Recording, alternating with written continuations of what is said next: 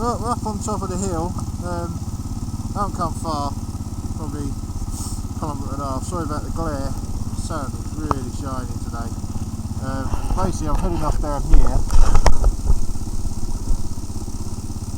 I'm going straight down this road, or track, and then I'm turning right and heading for a hunting parking place. Yeah, and get some hammock action in. So I'm going to head off down and we'll see how we go. I must say, this bit of the forest is really lovely.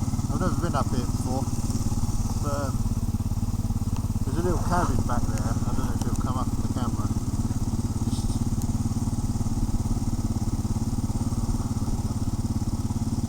Just there. I don't know. There. Really spooky looking. It's like something out of what's it called? Into the Wild. You know the guy that basically took himself off into Canada and unfortunately died in the bus. But it's reminiscent of that. It's a bit spooky. But anyway, I'm going to try and do a bit of filming now. Just as I plod down this little track here. So bear with the shaky camera work.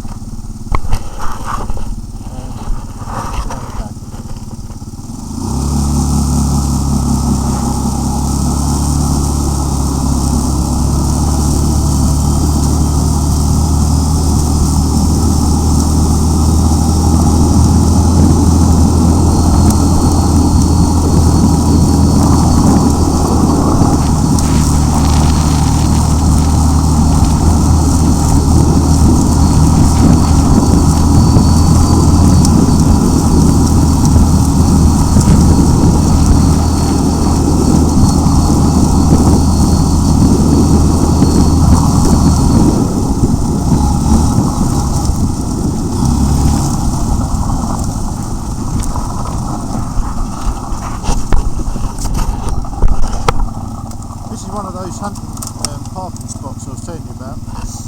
Basically they're just clearings in the woods where people can come, do the hunting, and park up and then head off. So what I'm going to do, I think, I'm going to do my hammock now.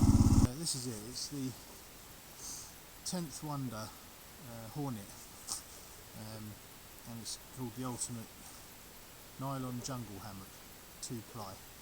I have got another 10th Wonder hammock I bought a few years ago, and it is just a hammock, there's nothing else with it.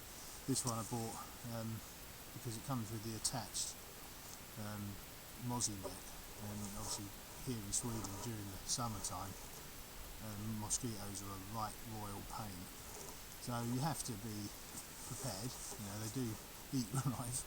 So what I want to do, I want to proper look at it and see how easy it is to put up. I'll put it up in the barn, but it was all a bit of a bodge job just to see what it looked like, to be honest.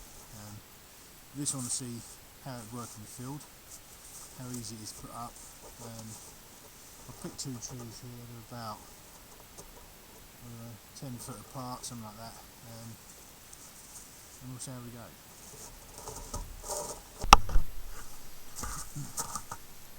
Okay, right, basically the setup I use is a simple figure of 8 knot in one end of my tree strap, and then I pass the free end through that, and then that is attached to the tree, nice and strong. On the hammock end, so the strap that goes actually through the hammock is basically a webbing strap again, and I've done just a basic overhand knot. Because it doesn't matter if this locks up, it's always going to be in there. I'm never going to want to take that knot out. And then basically I have a loop in the end, and then all I have to do is you take your rope, go behind your hand and over your hand, so you have a loop. Okay, twist it so then you have this kind of running knot, and then you basically grab with your fingers the part of the rope that goes to the tree.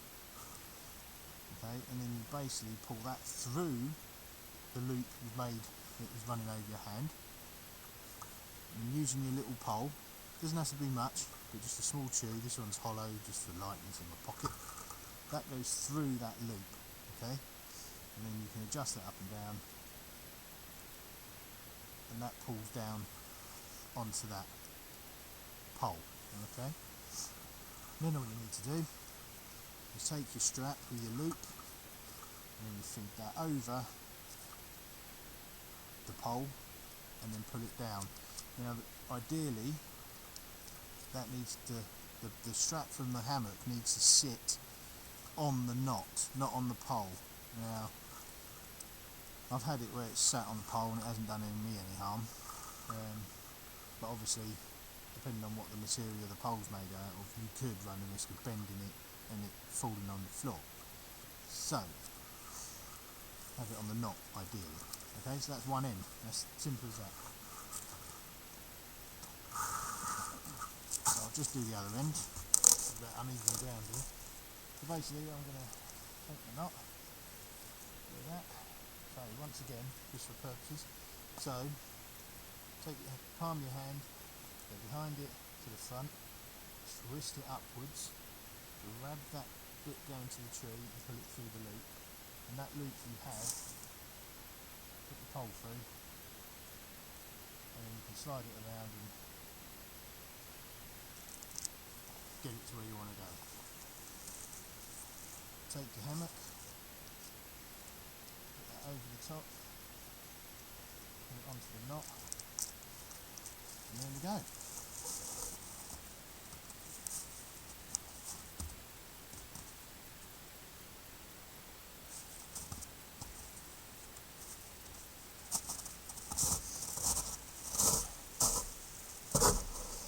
Incidentally, this hammock has the two, I don't know if you can see that, it has an aluminium pole, one on each end, which gives the mosquito net some form when it's put up.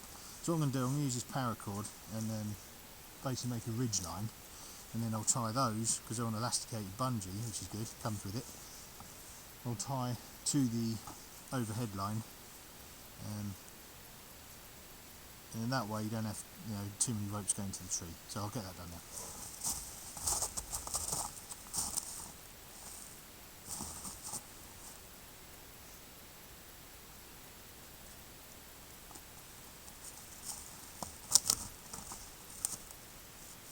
So obviously here's your hammock here, and you have these elasticated bungees.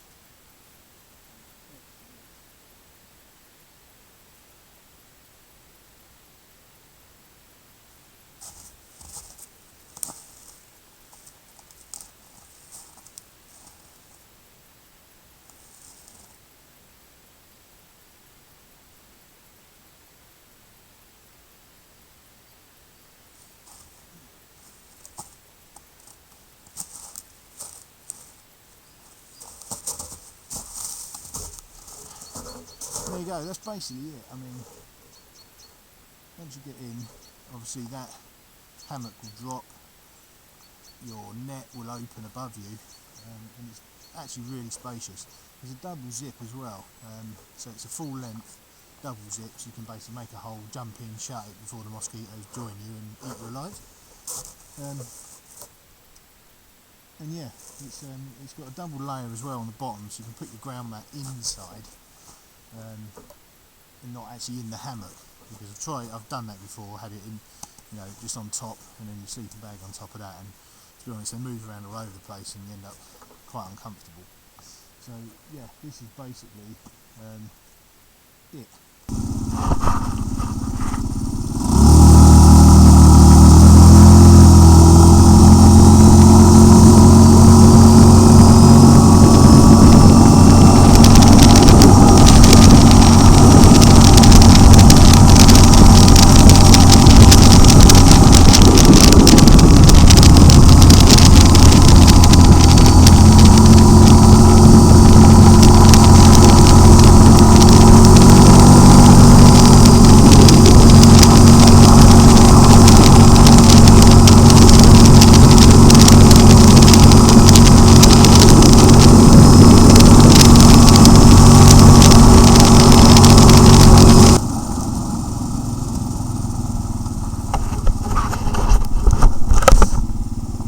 There's a stunning view to be had over there to behind the camera.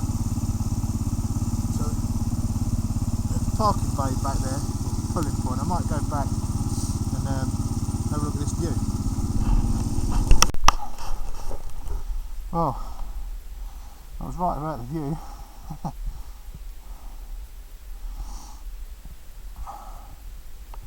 That's nothing short of stunning, to be honest.